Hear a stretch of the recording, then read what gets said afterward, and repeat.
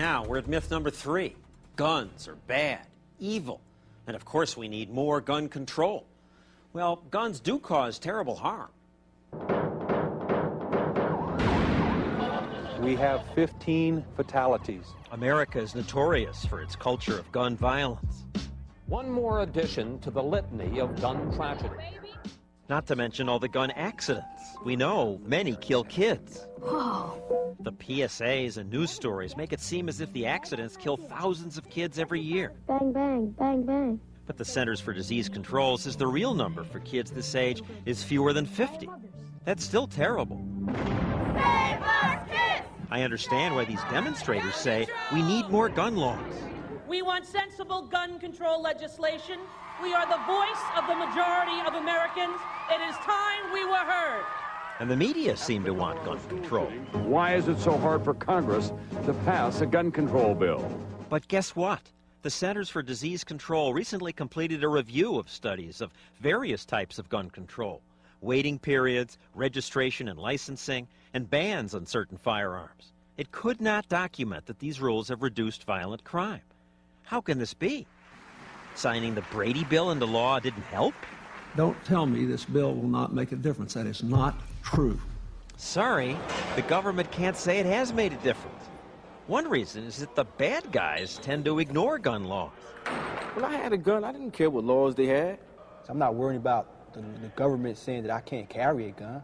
I'm going to carry a gun anyway. These maximum security felons in New Jersey scoff at measures like the Brady law. I'm not going in the store to buy no gun, so I could care less if they had a background check or not.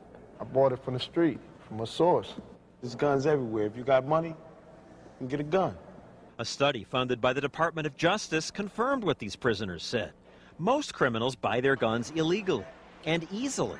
And get this, the study said the felons say the thing they fear most is not the police, not time in prison, but you, another American who might be armed. When you're going to rob somebody you don't know, it makes it harder because you don't know what to expect out of them. It's a reason many states are passing gun uncontrol. They're allowing citizens to carry guns with them. It's called concealed carry or right to carry. And it comforts women like Laura Jones. It's a safety thing.